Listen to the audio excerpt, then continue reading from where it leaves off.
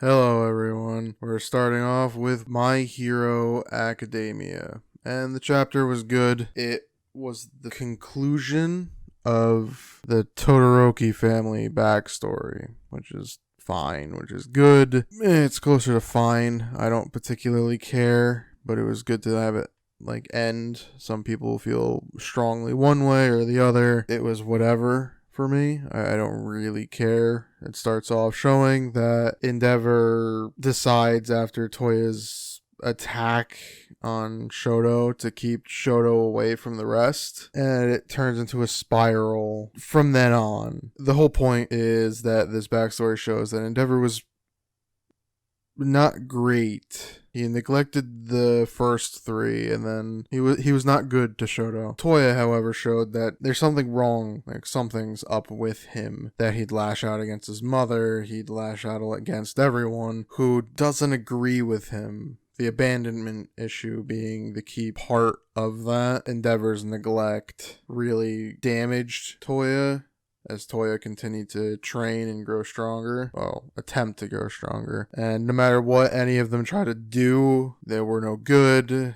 Again, he kind of extremely talks back to his mom, continuing to train, trying to earn Endeavor's love, for lack of a better word. Endeavor, however, doesn't really care. Or he does care because he doesn't want Toya to get hurt from the flame, so that's why he's trying to stop him, but he doesn't know how to do it. As from what this chapter is showing is that both of them are kind of bad parents from Endeavor and Ri. The fact that the daughter actually seemed to turn out okay is rather surprising compared to how each of the other ones didn't do so hot. They continue to show that, again, Endeavor wasn't great, wasn't good, really. Neglected the others and yelled at Ri when Endeavor found out that Toya continued his training in secret. All around not great. They then kind of blame themselves and all that. We find out that his power just kind of goes out of control and burns, he causes a huge massive forest fire. No one can find him, and Endeavor even realizes he should have stopped his obsession with that, but he hunkered down with Shoto, and then Ri also realizes after Toya was gone that the two boys, Shoto and Natsu, looked too much like Endeavor, and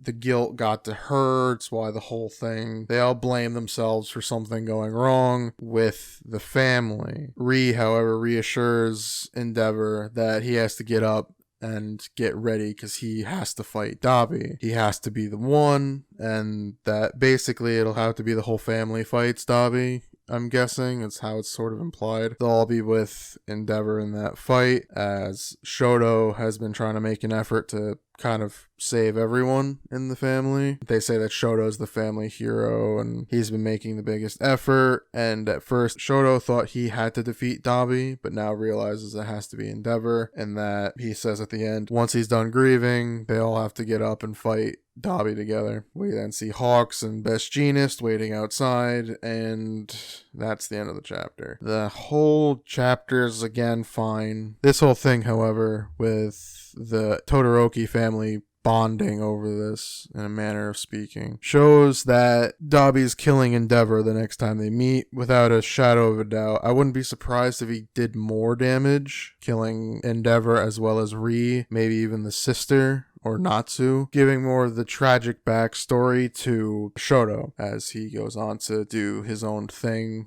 If there's a part 2 to this whole adventure, I think that's what this last bit is for, where Horikoshi is setting up a lot of the future hero work. We kind of meet everyone's adult villain. Each one's getting their own villain is the point from the villain league. I'm assuming there's gonna be one more battle, one final fight of My Hero Academia, where the old guard basically go completely down as the villains take over. The new king of Japan and of the world for the villain society will be all for one, and Tomura will end up being its evil prince type of thing, if I had to guess. But overall, the chapter was fine for me anyway, and so I'd probably give it a B. It was good. It finished up the backstory pretty nicely and set up for the future. We'll see how everything goes in time. If we have one more major arc where a lot of the old guard die, or whatever. I don't know. I'm not 100% sure, but it will be interesting. So if you enjoyed my ramblings, please leave a like, and as always, thank you for watching.